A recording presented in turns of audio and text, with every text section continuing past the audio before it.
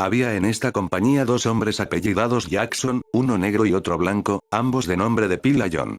Se tenían inquina y mientras cabalgaban al pie de las áridas montañas el blanco se rezagaba hasta que el otro se ponía a su altura y aprovechaba la poca sombra que aquel podía darle y le hablaba murmurando. El negro frenaba a su caballo o bien lo espoleaba para sacarse al otro de encima. Como si el blanco estuviera invadiendo su terreno, como si se hubiera tropezado con un ritual latente en su sangre oscura o en su oscura alma por el cual la forma que él interceptaba del sol sobre aquel pedregal llevara a algo del hombre mismo y por consiguiente corriera algún peligro. El blanco se reía y le canturreaba cosas que sonaban a palabras de amor. Todos estaban pendientes de cómo acabaría aquello pero nadie les sugería un cambio de actitud y cuando Glantón miraba de vez en cuando hacia el final de la columna solo parecía interesado en saber que aún los contaba entre sus filas. Aquella mañana la compañía se había reunido en un patio detrás de una casa a las afueras de la ciudad.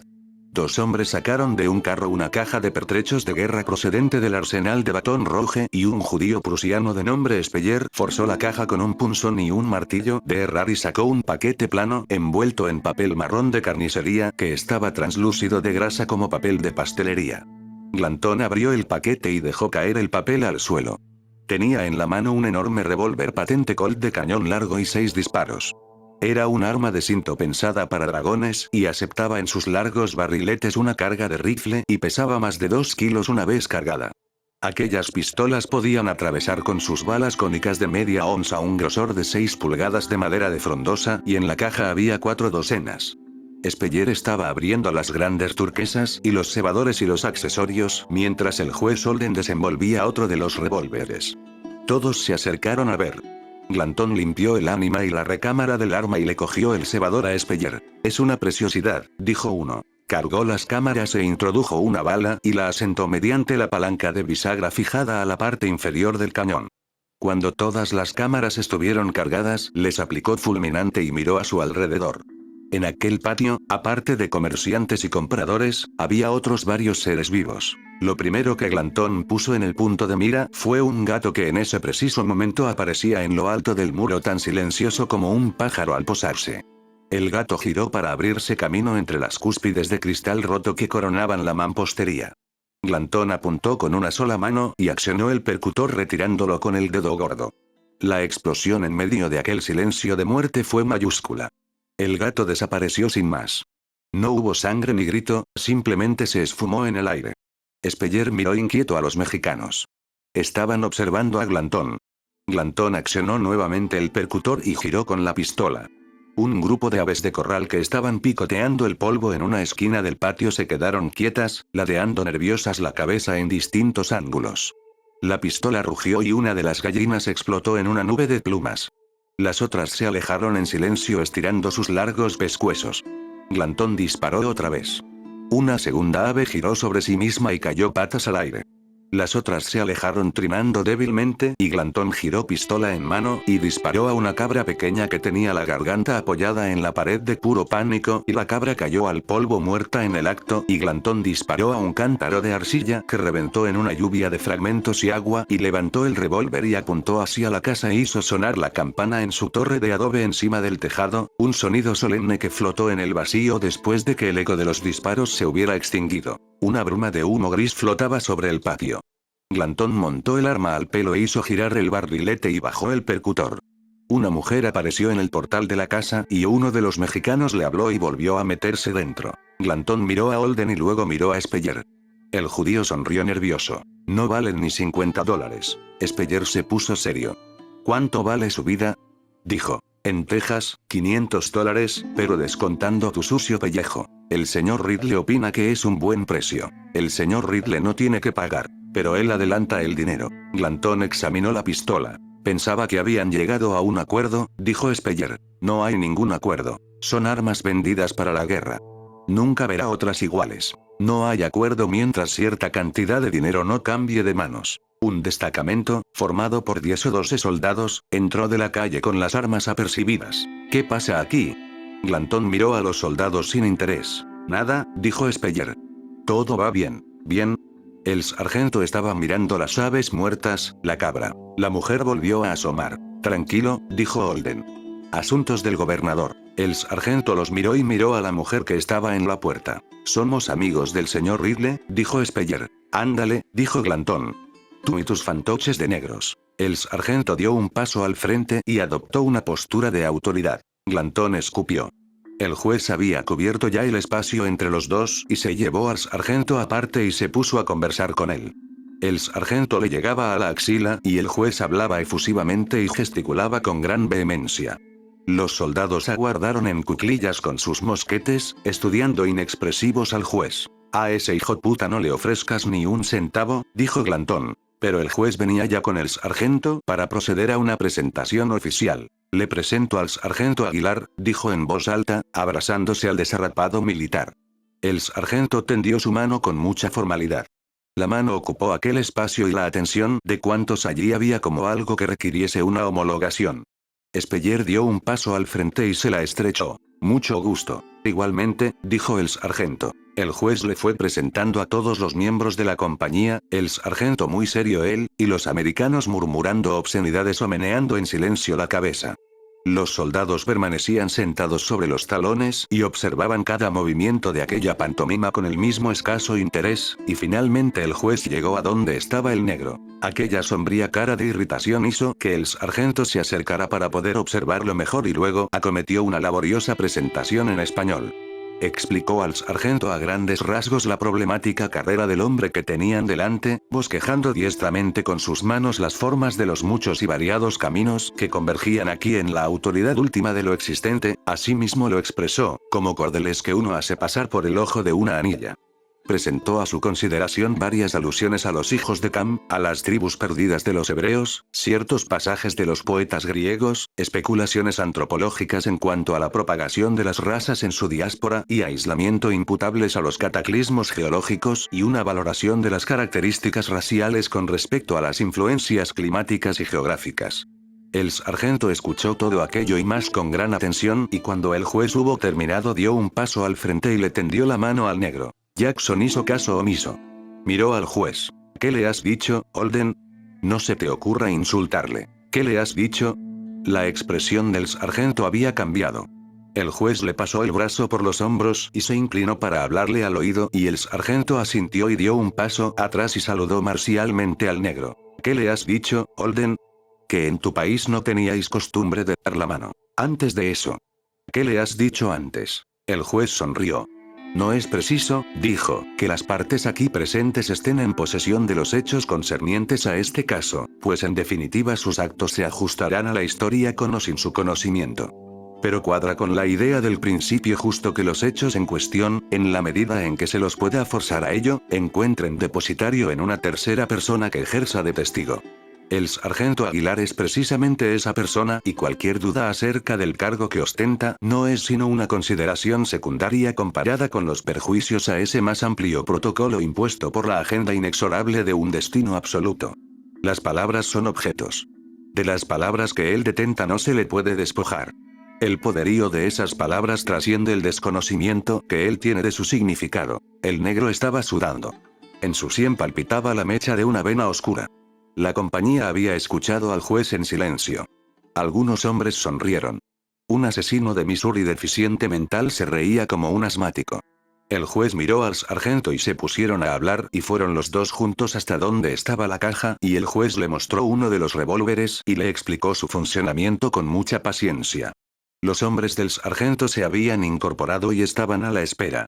Una vez en la puerta el juez deslizó unas monedas en la mano del sargento y pasó a estrechar la mano de cada uno de sus zarrapastrosos soldados y los elogió por su porte marcial y los mexicanos se marcharon. Los partisanos salieron al mediodía armados todos y cada uno de ellos con un par de pistolas y como se ha dicho tomaron el camino hacia el interior. Los batidores regresaron avanzada la tarde y los hombres desmontaron por primera vez en ese día y refrescaron sus caballos en la vaguada mientras Glanton conferenciaba con los exploradores. Luego siguieron adelante hasta que se hizo de noche y acamparon. Toadvine, el veterano y el chaval se situaron un poco apartados del fuego.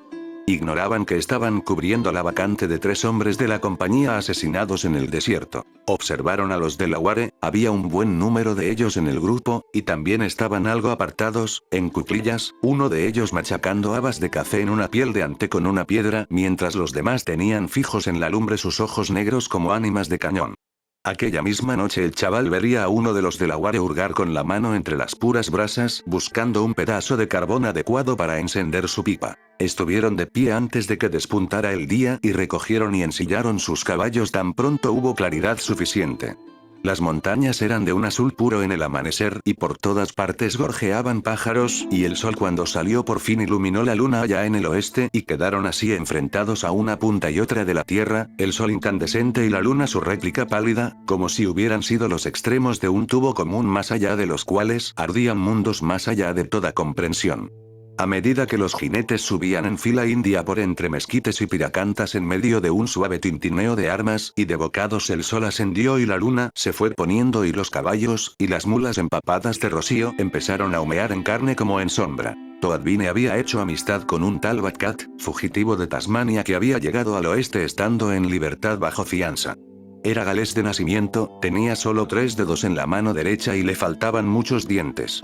Quizá vio en Toadvine un colega de fuga, un criminal desorejado y marcado a hierro que había escogido vivir al estilo de él, y le propuso una apuesta sobre cuál de los 2 Jackson mataría al otro. No conozco a esos tipos, dijo Toadvine. ¿Pero tú qué crees, eh? Toadvine escupió hacia un lado y miró al tasmanio. Prefiero no apostar, dijo. ¿No te gusta jugar? Eso depende del juego. El negrito acabará con el otro. ¿Qué apuestas? Toadvine le miró. El collar de orejas humanas que llevaba parecía una ristra de higos secos negros. Era robusto y de aspecto rudo y uno de sus párpados estaba a media asta por una cuchillada que le había cercenado el músculo e iba equipado con toda suerte de cosas, de lo mejor a lo más vulgar. Calzaba unas buenas botas y poseía un bonito rifle ribeteado de plata alemana, pero el rifle iba metido en una pernera de pantalón cortada, su camisa estaba hecha jirones y su sombrero era añejo. Nunca has ido a cazar aborígenes, ¿verdad? Dijo Batcat. ¿Quién lo ha dicho? Lo sé yo. Toadvine no respondió. Lo encontrarás bastante divertido. Eso he oído decir. El tasmanio sonrió. Las cosas han cambiado, dijo. Cuando pisé por primera vez este país, había salvajes allá en el San Saba que apenas habían visto hombres blancos. Vinieron a nuestro campamento y compartimos la comida con ellos y los tipos no les quitaban ojo a nuestros cuchillos. Al día siguiente trajeron reatas enteras de caballos al campamento para hacer trueque. Nosotros no sabíamos lo que querían. Ellos también tenían cuchillos, o lo que fueran. Lo que pasa es que nunca habían visto huesos cortados en un puchero. Toadvine quiso mirarle la frente pero el hombre tenía el sombrero calado hasta los ojos. El tasmanio sonrió y se lo echó un poco hacia atrás con el pulgar. La huella de la cinta interior parecía una cicatriz en la frente pero aparte de esa no tenía otras marcas. Pero en la cara interna del brazo llevaba tatuado un número que Toadvine vería primero en una casa de baños de Chihuahua y después cuando rajara el torso del hombre colgado de una rama espetado por los talones en los páramos de Pimería Alta el otoño de aquel mismo año. Subieron entre chollas y nopales, un bosque enano de cosas espinosas, cruzaron un desfiladero abierto en la roca y luego bajaron entre artemisas y aloes floridos. Pasaron por una amplia llanura de hierba del desierto salpicada de palmillos. En las faldas se erguían muros de piedra gris que costeaban las cumbres de las montañas hasta donde se escoraban y se abatían sobre la llanura.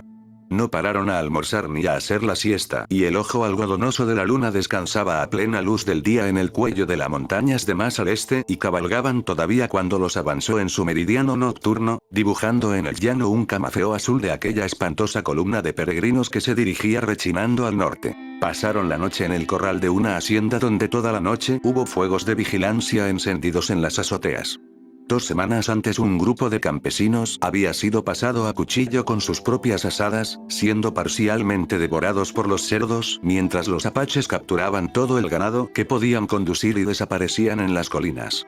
Glantón ordenó matar una cabra, cosa que hicieron en el corral mientras los caballos temblaban de espanto, y al resplandor de las llamas los hombres procedieron a asar la carne y la comieron con sus cuchillos, y se limpiaron los dedos en el pelo y se echaron a dormir en la tierra quebrantada. Con el crepúsculo del tercer día entraron en el pueblo de Corralitos, los caballos cruzando con cautela las cenizas endurecidas y el sol esplendiendo rojizo entre el humo. Las chimeneas de las herrerías se alineaban contra un cielo ceniciento y las luces globulosas de los hornos destacaban bajo la oscuridad de las colinas. Había llovido durante el día y a lo largo del camino las casitas de barro proyectaban sus ventanas iluminadas en charcas de las que unos puercos chorreantes, como demonios zafios salidos de un pantano, huyeron gimiendo al ver a los caballos. Las casas estaban protegidas por troneras y parapetos y el aire iba cargado de vapores de arsénico. Los lugareños habían salido a ver a los tejanos, como los llamaban, todos muy solemnes junto al camino, y se fijaban hasta en el más mínimo de sus gestos con expresiones de miedo, expresiones de asombro. Acamparon en la plaza, ennegreciendo los álamos con sus fogatas y ahuyentando a los pájaros que dormían. Las llamas iluminaban todo el mísero pueblo hasta en sus más oscuros corrales y hacían salir incluso a los ciegos, que venían tambaleándose con las manos extendidas al frente hacia aquel día conjetural. Glantón y el juez y los hermanos Brown siguieron hasta la hacienda del general Zuloaga, donde les dieron bienvenida y cena, y la noche transcurrió sin incidentes. Por la mañana, una vez ensilladas sus monturas y reunidos todos en la plaza a punto de partir, se les acercó una familia de saltimbanquis en busca de una travesía segura tierra adentro hasta la localidad de Janos. Glantón los miró desde su caballo en cabeza de la columna. Sus enseres estaban apilados en unos cuévanos viejos atados a los lomos de 3 burros, y eran un hombre y su mujer y un chico y una niña. Vestían trajes circenses con estrellas y medias lunas bordadas, y los antaño chillones colores estaban descoloridos y pálidos por el polvo de los caminos, y parecían así un grupo de vagabundos abandonados en aquel territorio funesto. El viejo se adelantó y agarró la brida del caballo de Glantón. «Saca las manos del caballo», dijo Glantón. El hombre no hablaba inglés pero obedeció. Empezó a exponer su caso. Gesticulaba, señalaba hacia los otros. Glantón le observaba pero era difícil saber si le estaba escuchando. Se volvió para mirar al chico y a las 2 mujeres y miró de nuevo al hombre. «¿Qué sois?», dijo. El hombre se llevó la mano a la oreja y se lo quedó mirando boquiabierto. «Digo que ¿qué sois? ¿Tenéis un espectáculo?». Miró hacia los otros. «¿Un espectáculo?», repitió Glantón. «Bufones». La cara del hombre se iluminó. «Sí», dijo. «Sí, bufones. De todo un poco». Miró al chico. «Casimiro. Los perros». El chico corrió hacia uno de los burros y empezó a hurgar entre los embalajes. Sacó una pareja de animales calvos con orejas de murciélago, ligeramente más grandes que ratas y pardos de color, y los lanzó al aire y los cogió al vuelo, y los animales se pusieron a hacer piruetas en sus manos. «Mire, mire», exclamó el hombre. Estaba buscando algo en sus bolsillos y momentos después se puso a hacer malabarismos con 4 pequeñas pelotas de madera frente al caballo de Glantón. El caballo resopló y alzó la cabeza, y Glantón se inclinó en la silla y escupió y se limpió la boca con el dorso de la mano. «¡Qué gansada!», dijo. El hombre insistía en sus malabares y les gritó algo a las mujeres y los perros bailaban y madre e hija estaban preparando alguna cosa cuando Glantón le habló al viejo. «No sigas con esa mierda. Si queréis venir con nosotros, poneos a la cola. No prometo nada. Vámonos». Picó a su caballo. La compañía se puso en movimiento y el malabarista mandó a las mujeres hacia los burros, y el chico se quedó parado con los ojos muy abiertos y los perros bajo el brazo esperando instrucciones. Partieron en medio de la chusma entre grandes conos de escoria y relaves. La gente se los quedó mirando. Algunos hombres estaban cogidos de la mano como enamorados, y un niño pequeño llegó tirando de un ciego por un cordel para buscarle un lugar estratégico. A mediodía cruzaron el pedregoso lecho del río Casas Grandes y siguieron una cama de roca por encima del desvaído hilo de agua, dejando atrás un osario donde varios años antes soldados mexicanos habían exterminado un campamento de apaches, mujeres y niños, los huesos y los cráneos esparcidos a lo largo de medio kilómetro, y los pequeños miembros de niños de pecho y sus endebles cráneos desdentados como osamentas de pequeños monos en el lugar de su muerte, y algunos restos de cestas arruinadas por la intemperie y vasijas rotas entre los cascajos. Siguieron adelante. El río salía de las áridas montañas por un pasillo de árboles verde lima. Al oeste se recortaba el Carcaj y al norte los borrosos picos azules de las Ánimas. Aquella noche acamparon en una ventosa meseta de piñón y enebro y las lumbres se inclinaban a favor del viento y cadenas de chispas incandescentes correteaban por entre las matas. Los saltimbanquis descargaron sus burros y empezaron a levantar una enorme tienda gris. La lona ilustrada de garabatos arcanos restallaba dando bandazos, se erguía imponente, orzaba y los envolvía en sus faldones. La niña estaba en el suelo sosteniendo una esquina de tela rebelde. Su cuerpo empezaba a reptar por la arena. El malabarista dio unos pasitos. Los ojos de la mujer estaban rígidos a la luz de la lumbre. Mientras la compañía los observaba, fueron arrebatados los cuatro silenciosamente de la vista más allá del radio de luz de la fogata hacia el desierto aullante como suplicantes agarrados a las faldas de una diosa colérica y exaltada. Las estacas vieron avanzar la tienda inexorablemente hacia la noche. Cuando la familia de malabaristas regresó, venían discutiendo entre ellos y el hombre se acercó al borde de la lumbre y escrutó las airadas tinieblas y se dirigió a ellas con un puño amenazador y no quiso volver hasta que la mujer envió al chico a buscarle. Ahora estaba sentado ante el fuego mientras el resto de la familia deshacía el equipaje. Le observaban con inquietud. Glantón le observaba también. Comediante, dijo. El malabarista alzó la cabeza. Se señaló con un dedo. Sí, tú, dijo Glantón. Se levantó y fue hacia él despacio. Glantón estaba fumando un purito negro. Miró al malabarista. ¿Sabes decir la Buenaventura? El malabarista parpadeó. ¿Cómo? Glantón se puso el cigarro en la boca e hizo como que repartía naipes. La baraja, dijo. Para adivinar la suerte. El malabarista puso una mano en alto. Sí, dijo, sacudiendo la cabeza con vigor. Todo. Levantó un dedo y luego dio media vuelta y fue hacia la colección de fruslerías parcialmente descargadas de los burros. Regresó sonriendo afablemente mientras manipulaba las cartas con gran agilidad. Ven, dijo. Ven. La mujer le siguió. El malabarista se agachó delante de Glantón y le habló en voz baja. Se volvió para mirar a la mujer y barajó las cartas y se levantó y tomándola de la mano se la llevó lejos de la lumbre y la hizo sentar mirando hacia lo oscuro. Ella se levantó la falda y se ensimismó y él le vendó los ojos con un pañuelo que había sacado de su camisa. Bueno, dijo en voz alta. ¿Puedes ver? No. Nada. Nada, dijo la mujer. Bien, dijo el malabarista. Avanzó en dirección a Glantón con la baraja en la mano. La mujer se quedó sentada como una estatua. Glantón hizo un gesto para que se fuera. Los caballeros, dijo. El malabarista se volvió. El negro observaba acuclillado ante la lumbre y cuando el malabarista desplegó las cartas en abanico se levantó y fue hacia él. El malabarista le miró. Juntó y desplegó de nuevo las cartas e hizo una pasada por encima con la mano izquierda y se las tendió y Jackson tomó una carta y la miró. Bueno, dijo el malabarista. Bueno. Le aconsejó silencio llevándose un dedo a sus finos labios y cogió la carta y la sostuvo en alto y giró con ella en la mano. La carta crujió una vez audiblemente. Observó a la compañía. Estaban fumando, estaban atentos. Les mostró la carta ejecutando con el brazo un pausado movimiento circular. Llevaba dibujados un bufón vestido de arlequín y un gato. El tonto, dijo en voz alta. El tonto, repitió la mujer. Levantó ligeramente la barbilla y entonó un sonsonete. El negro consultante permanecía en pie, solemne como un reo. Sus ojos cubrieron la compañía.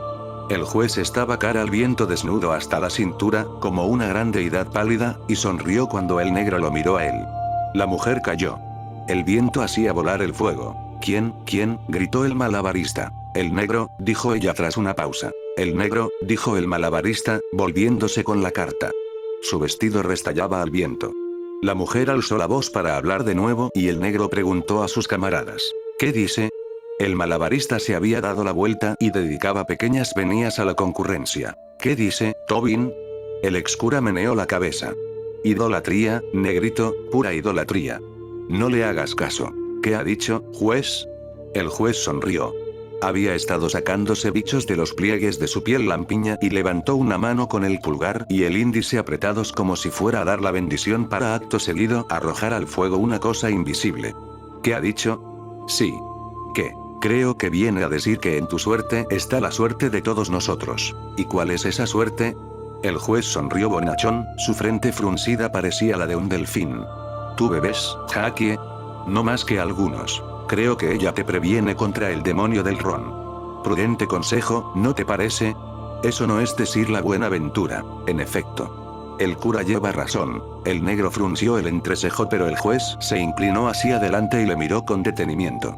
No arrugues esa frente endrina, amigo mío. Al final todo te será revelado.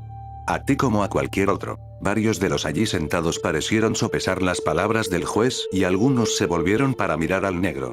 Se le veía inquieto como un homenajeado y al final se apartó del círculo de luz y el malabarista se levantó e hizo un gesto con las cartas, desplegándolas en abanico ante él, y avanzó siguiendo el círculo de las botas de los hombres con las cartas extendidas como si ellas mismas hubieran de encontrar su candidato. ¿Quién? Iba susurrando. Todos se mostraban remisos. Cuando llegó a la altura del juez, el juez, que estaba sentado con la mano abierta sobre la amplia extensión de su barriga, levantó un dedo y señaló. Ese de ahí, dijo. Blasarius. ¿Cómo? El joven, repitió el malabarista en un susurro. Miró lentamente en derredor con aire de misterio hasta que sus ojos se posaron en el susodicho. Pasó entre los aventureros apretando el paso. Se plantó delante del chaval, se agachó con las cartas en la mano y las desplegó en abanico con un pausado movimiento rítmico similar a los de ciertas aves en el cortejo. Una carta, dijo. El chaval le miró y luego miró a sus compañeros. Adelante, dijo el malabarista ofreciendo la baraja. Cogió un naipe.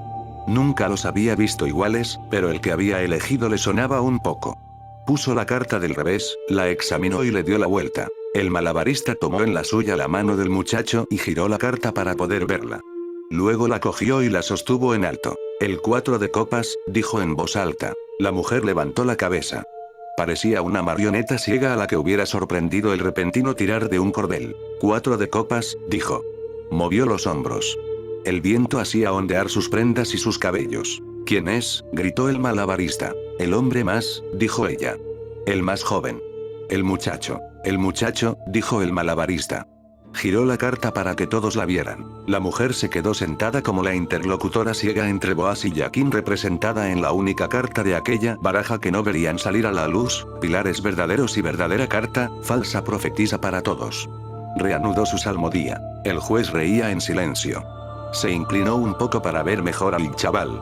El chaval miró a Tobin y a David Brown y miró al propio Glantón, pero ellos no se reían. El malabarista le observaba con extraña intensidad. Siguió la mirada del chaval hasta el juez y en sentido inverso. Cuando el chaval le miró, el malabarista le ofreció una sonrisa torcida. Lárgate, dijo el chaval. El otro adelantó una oreja. Un gesto común y que servía en cualquier lengua. La oreja era oscura y deforme, como si al utilizarla de aquella forma hubiera recibido no pocos tortazos, o como si se hubiera arruinado por culpa de las noticias que otros hombres le ofrecían. El chaval repitió sus palabras, pero uno de Kentucky que se llamaba Tate y que había estado en los Rangers de Mkuyoks igual que Tobin y otros de la compañía, se inclinó para susurrarle algo al adivino y luego se levantó, hizo una ligera inclinación y se apartó. La mujer había dejado de cantar. El malabarista se tambaleaba ligeramente a merced del viento y el fuego fustigaba el campamento con su azote incandescente. ¿Quién más? Dijo en voz alta. El jefe, dijo el juez. El malabarista buscó a Glantón con la mirada. Glantón estaba impertérrito. El malabarista miró hacia la mujer sentada más allá, cara a la negrura, bamboleándose un poco, compitiendo con la noche en sus harapos. Se llevó un dedo a los labios y extendió los brazos en un gesto de incertidumbre. El jefe, susurró el juez. Pasando junto al grupo que rodeaba la lumbre, el malabarista se plantó delante de Glantón y se agachó y le ofreció las cartas, desplegándolas con ambas manos. Sus palabras, si es que llegó a hablar, pasaron desapercibidas. Glantón sonrió con los ojos achicados por la arena que el viento levantaba. Adelantó una mano, la detuvo y miró al hombre. Luego cogió la carta. El malabarista cerró la baraja y se la guardó en algún recoveco de su vestido. Hizo ademán de coger la carta que sostenía Glantón. Quizá la tocó, quizá no. La carta desapareció. Primero estaba en la mano de Glantón y luego ya no estaba. Los ojos del malabarista la siguieron allá donde se había perdido en la oscuridad. Tal vez Glantón había visto la figura del naipe. ¿Qué podía haber significado para él? El malabarista estiró el brazo fuera del círculo de luz hacia el caos desnudo, pero al hacerlo perdió el equilibrio y cayó sobre Glantón, creando así un instante de extraño vínculo, los brazos del viejo en torno al jefe como si quisiera consolarlo en su escuálido seno. Glantón blasfemó y se lo sacó de encima y en ese preciso momento la mujer empezó a canturrear. Glantón se levantó. Ella levantó la barbilla, farfullando a la noche. «Hazla callar», dijo Glantón. La carroza», gritó la bruja. Invertida. Carta de guerra, de venganza. La vi sin ruedas sobre un río oscuro. Glantón, le gritó y ella hizo una pausa como si hubiera oído, pero no era así. La mujer parecía haber captado un nuevo rumbo en sus adivinaciones. Perdida. La carta está perdida en la noche. La niña, que todo este rato había permanecido al borde de la tremenda oscuridad, se persignó en silencio. El viejo malabarista seguía de rodillas allí donde había caído. Perdida, perdida, susurró. Un maleficio, gritó la vieja. «¡Qué viento tan malvado! Verás cómo te callas de una vez», dijo Glantón sacando su revólver. «Carroza de muertos, llena de huesos». El joven que como un yin imponente, el juez pasó sobre el fuego y las llamas, lo restituyeron como si en cierto modo hubiera sido connatural a su elemento. Rodeó a Glantón con los brazos. Alguien arrebató a la vieja la venda que llevaba y ella y el malabarista fueron despedidos a tortazos, y cuando la compañía se dispuso a dormir y la lumbre a medio consumir rugía en el vendaval como una cosa viva, aquellos cuatro permanecieron agachados al borde del círculo de luz entre sus extraños cachivaches y observaron las llamas escurrirse en la dirección del viento como absorbidas por un maelstrom en aquel vacío, un vórtice en aquel desierto a propósito del cual el tránsito del hombre y sus propios cálculos quedan igualmente abolidos. Como si al margen de la voluntad o de lado él y sus bestias y sus avíos viajaran bajo consignación, tanto en las cartas como en sustancia, hacia un destino totalmente ajeno. Cuando partieron de madrugada el día era muy pálido con el sol aún por salir y el viento había menguado durante la noche y las cosas de la noche ya no estaban. El malabarista fue en su burro hasta la cabeza de la columna y se puso a hablar con Glantón y cabalgaron juntos y no habían dejado de hacerlo cuando por la tarde la compañía llegó a la localidad de Janos. Un ruinoso presidio amurallado hecho totalmente de adobe, una esbelta iglesia de adobe y atalayas de adobe y todo ello lavado por las lluvias y aterronado y cayéndose en una blanda decadencia. Precedida la llegada de los jinetes por perros de casta anónima que aullaban lastimeramente y se escabullían entre las paredes desmoronadas. Pasaron frente a la iglesia donde viejas campanas españolas que los años habían teñido de verde mar colgaban de un puntal entre pequeños dólmenes de barro. Niños de ojos oscuros los observaban desde las chozas. El aire estaba saturado del humo de las lumbres de carbón y unos cuantos viejos zarrapastrosos miraban mudos desde los portales y muchas de las casas estaban hundidas y en ruinas y servían de corrales. Un viejo de ojos jabonosos se abalanzó hacia ellos y les tendió la mano. Un poco de caridad, graznó a los caballos que pasaban. Por Dios. Dos de la guardia y el batidor Webster estaban acuclillados en el polvo de la plaza en compañía de una vieja apergaminada y blanca como tierra de pipa. Una arpía agostada, medio desnuda, con los pezones como berenjenas arrugadas, asomando bajo el chal que llevaba encima. Contemplaba al suelo y ni siquiera levantó la cabeza cuando los caballos la rodearon. Glantón echó un vistazo a la plaza. El pueblo parecía desierto. Había aquí una pequeña guarnición de soldados, pero no hicieron acto de presencia. El polvo volaba por las calles. Su caballo se inclinó para olfatear a la vieja y sacudió la cabeza y temblequeó, y Glantón le palmeó el pescuezo y echó pie a tierra. La encontramos en un campamento de cazadores unos 12 kilómetros río arriba, dijo Webster. No puede andar. ¿Cuántos eran? Calculo que entre 15 y 20. Del ganado apenas había nada. No sé qué estaba haciendo allí esta vieja. Glantón pasó por delante de su caballo y se llevó las riendas a la espalda. Cuidado, capitán. Muerde. La vieja había levantado la vista a la altura de sus rodillas. Glantón apartó el caballo, sacó de su funda una de las pesadas pistolas de arzón y la amartilló. Ojo. Varios hombres se echaron atrás. La mujer levantó la vista. Ni valor ni congoja en sus ojos viejos. Glantón señaló con la mano izquierda y ella se volvió para mirar en aquella dirección y él le apoyó la pistola en la cabeza y disparó. La detonación colmó aquella triste plazoleta. Varios caballos respingaron. Un boquete grande como un puño apareció entre un vómito de coágulos en el lado opuesto de la cabeza de la mujer y ésta cayó muerta sin remisión en un charco de sangre. Glantón había dejado la pistola montada al pelo e hizo saltar de un papirotazo el fulminante quemado y se disponía a recargar el cilindro. Gil, dijo. Un mexicano, el único de su raza en la compañía, se le acercó. Vea por el recibo. Se sacó del cinto un cuchillo de desollar y fue a donde yacía la vieja y le levantó el pelo y se lo anudó a la muñeca y le pasó la hoja del cuchillo por el cráneo y arrancó el cuero cabelludo. Glantón miró a sus hombres. Estaban allí quietos, unos mirando a la vieja, otros ocupándose ya de sus caballos o del equipo. Solo los nuevos miraban a Glantón. Glantón asentó una bala en la boca de la recámara y luego levantó los ojos escrutando la plaza. El malabarista y su familia estaban alineados como testigos y las caras que estaban observando desde los portales y las ventanas desnudas se escondieron como títeres ante el lento barrido de sus ojos. Glantón introdujo la bala con la palanca de cargar y cebó el arma e hizo girar en su mano la pesada pistola y la devolvió a la funda acoplada en la paletilla del caballo y tomó el trofeo pringoso de manos de Mgil y le dio vueltas como si estuviera valorando el pellejo de una bestia y luego se lo devolvió y recogió las riendas que colgaban y cruzó la plaza guiando al caballo para abrevarlo en el vado. Acamparon en una alameda al otro lado del arroyo pasada la muralla del pueblo y al caer la noche se perdieron en pequeños grupos por las calles humosas. Los del circo habían montado una pequeña tienda de feria en la polvorienta plaza y a su alrededor habían colocado varios postes coronados de antorchas con aceite de quemar.